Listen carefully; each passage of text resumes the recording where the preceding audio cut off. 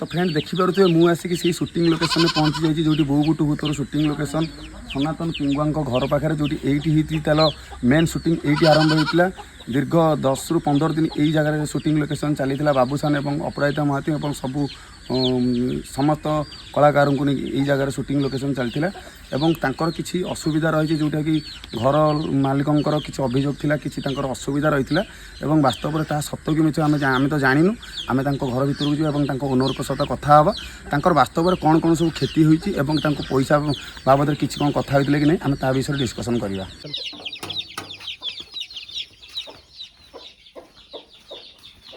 बर्तमान मुझे आसिक पहुँची जाइए से घरे जोटी सनातन पिंगुआ और सनातन पिंगुआ तो कौन मरी जाइए पुओं सहित कथा हाँ सनातन पिंगुआ मो बापा हे बापा आपणकर कौन छुआ कौन कौन अच्छा मो झीटा पुटे पुटे आप स्त्री अच्छा आप कौन मानने जो सुटिंग लोकेशन जो चलता दीर्घ केते दिन कौन चलता सुटिंग लोकेशन सेमती चलता 15-20 दिन चलता अप डाउन चलता एटी तो सब सुटिंग हो पारानी ना से गीत कौन एमती करते बाहर करते खाली एति करते माछ कटा पोखरी एमती सब ये पाखे करते आम करते माछ कटा एमती बाबूस्थान अपराजिता माँ एमती अर्चिता भी आसते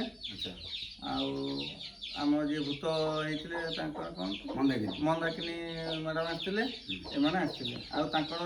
पड़ोसर अच्छा आपन जो आसी जो सुटिंग लोकेशन बाछिया आप निजे आड़ कौन कहते ना आपको आउ क्या थ्रू आसते कौन कहते ना से आसते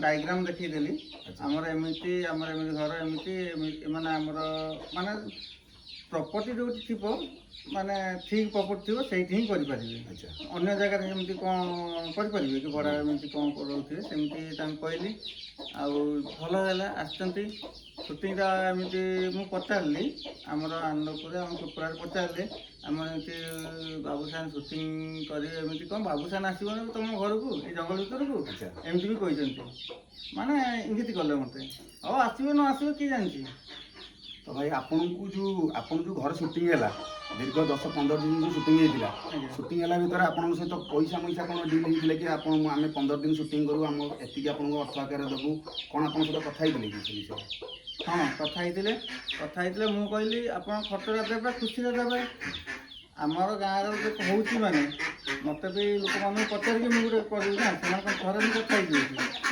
कथा आसले ना कथा हाँ भल होती मत भी लोक मैंने बड़ बड़ लोग कहले बाबूसान लोक आसो ना कि जंगल भर एमती है से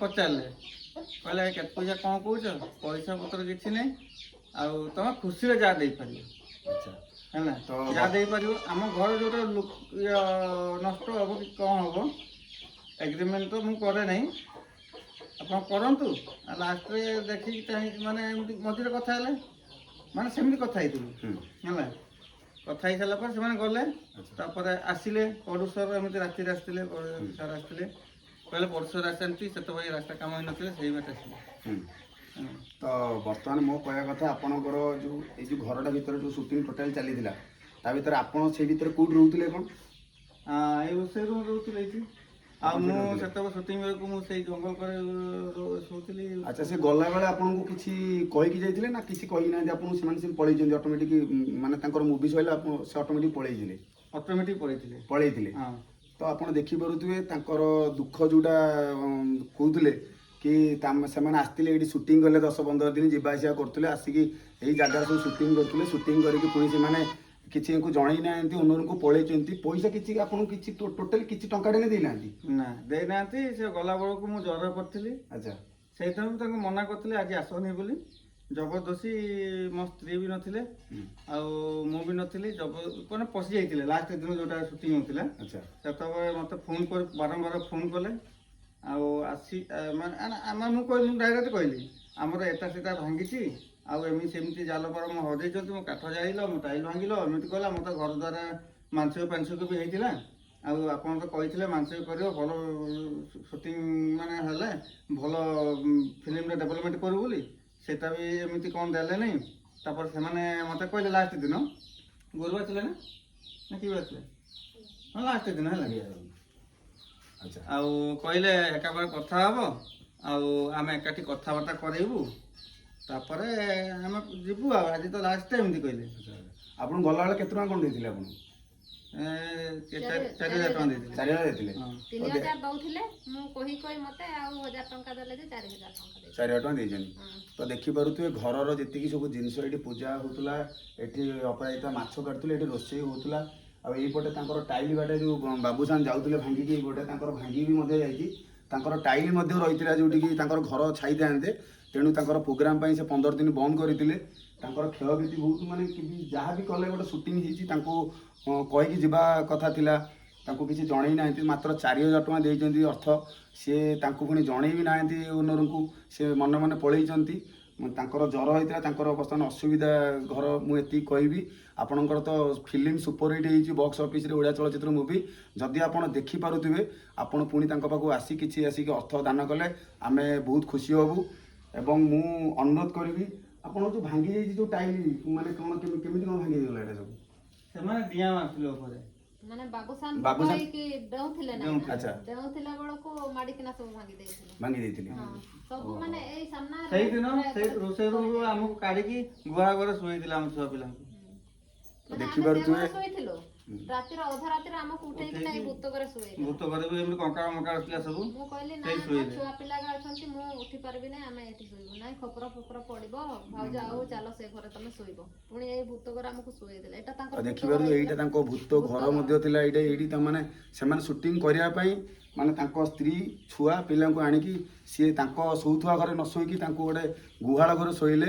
ମାନେ ତାଙ୍କ ପାଇଁ ଏମାନେ ବହୁତ କିଛି ସାକ୍ରିଫାଇସ୍ କଲେ, କିନ୍ତୁ ତାଙ୍କ ପାଇଁ ଏମାନଙ୍କ ପାଇଁ ସେମାନେ କିଛି ସାକ୍ରିଫାଇସ୍ କଲେନି। ମୁଁ ଏତିକି ଅନୁରୋଧ କରିବି, ଯଦି ଚଳଚ୍ଚିତ୍ର ବହୁତ ତାଙ୍କର ତ ବହୁତ ଅର୍ଥ କମାଇଛି ଚଳଚ୍ଚିତ୍ର, ସେଠୁ କିଛି ଆଣିକି ତାଙ୍କୁ ଦେଲେ ସେମାନେ ବହୁତ ଖୁସି ହେବେ। ଏବଂ ବହୁତ ଦୁଃଖରେ ମଧ୍ୟ ଅଛନ୍ତି। 15-17 ଦିନ ବହୁତ କମ୍ ଦିନ, ମାନେ ଇଏ ମଧ୍ୟରେ 15-17 ଦିନ ଆସିକି ଚଳଚ୍ଚିତ୍ର କରିଛନ୍ତି ଏଇଠି, ବହୁତ ଦିନ ଇଏ ମଧ୍ୟ କରିଛନ୍ତି। କେବଳ ଦେଖିପାରୁଥିବେ ଘର ମର ସବୁ ଭାଙ୍ଗି ଯାଇଛି। ମାଉସୀ ଆଉ ଆପଣ କ'ଣ କହିବେ, କ'ଣ କହିବେ ତାଙ୍କୁ? ପଳେଇଛନ୍ତି, ଆପଣ ତ ନ ଜଣେଇକି ପଳେଇଛନ୍ତି, କ'ଣ କହିବେ ଆପଣ? ତାଙ୍କୁ ତ ଆସିଲା ପରେ କହିଲେ ଆମେ ବାବୁସାନ ଅପରାଜିତା ଏକାଠି ବସେଇକିନା କଥା କରେଇଦେମୁ, ଆମେ ଡାକିଦେମୁ ଡକେଇଦେମୁ, ଏକାଠି ବସିବ କଥାବାର୍ତ୍ତା କରିବ।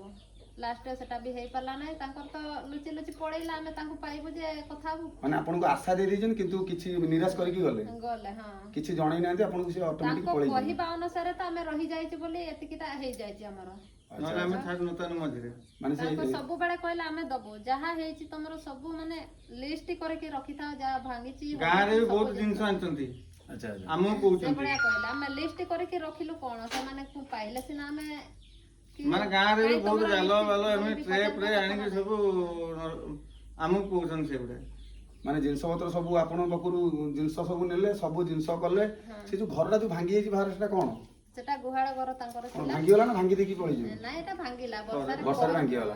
ଏବେ ଭାଙ୍ଗିଛି ଏଟା। ଆଚ୍ଛା ଆଚ୍ଛା, ତାହେଲେ ଆପଣ କ'ଣ କହିବେ? ଯୋଉ ବୋଉ ବୁଟ ଭୂତ ଏଇଠି ଆସିକି ଆପଣଙ୍କ ଘରେ ଆସିକି, କେଉଁଝର ଡିଷ୍ଟ୍ରିକ୍ଟର ଗୋଟେ ଛୋଟିଆ ଗାଁ ଏଇଟା, ଆପଣ ମୟୂରଭଞ୍ଜ ଜିଲ୍ଲାରେ ଏଇଠି ଗୋଟେ ଛୋଟିଆ ଗାଁ, ଏଇଠି ଆସିକି ଯୋଉଠି ବୋଉ ବୁଟ ଭୂତ ସୁପର ହିଟ୍ ମୁଭି ଓଡ଼ିଶାର ସବୁଠୁ ଜବରଦସ୍ତ କଲେକ୍ସନ କଲା, ତା ବିଷୟରେ ଆପଣ କ'ଣ କହିବେ? ଆପଣଙ୍କର ପଇସା ତ ଆପଣଙ୍କୁ ଦେଲେନି, ଆପଣ ଯୋଉ ଘରେ ସୁପର ହିଟ୍ ହେଲା ମୁଭି ସୁପର ହିଟ୍ ହେଲା, କିନ୍ତୁ ସେଇଠି ଟଙ୍କାଟେ ଆପଣ ପାଇଲେନି, କେବଳ 4,000 ଟଙ୍କା ଆପଣ ଦେଇକି ପଳେଇଲେ ନ କହିଲେ। କ'ଣ କହିବେ ଆପଣ? କ'ଣ ଆଉ ସେଟା ଏବେ ଦେଇଦିଅନ୍ତୁ, ଆଉ ଯାହା ହେଲେ ବି ଆମର ଖର୍ଚ୍ଚଟା ଆଉ। ତ ଦେଖିପାରୁଥିବେ ମୁଁ ଆସିକି ପହଞ୍ଚି ଯାଇଥିଲି ସେଇ ତାଙ୍କ ଘର ଓନରଙ୍କ ପାଖରେ, ଯିଏକି ଦୁଇ ଜଣ ଥିଲେ, ସନାତନ ପିଙ୍ଗୁଆଙ୍କ ପୁଅ ଏବଂ ତାଙ୍କ ସ୍ତ୍ରୀ, ଏବଂ ତାଙ୍କର ଗୋଟେ ଛୋଟ ଛୁଆଟେ ଅଛନ୍ତି, ଭାରି ଦୁଃଖ କଷ୍ଟରେ ମଧ୍ୟ ଥିଲେ। ତାଙ୍କର ମୁଁ ଏତିକି ଅନୁରୋଧ କରିବି, ଯଦି ଆପଣ ତାଙ୍କୁ କିଛି ସାହାଯ୍ୟ କରିବେ ସେମାନେ ବହୁତ ଭଲରେ ରହିବେ ଏବଂ ଖୁସିରେ ରହିବେ।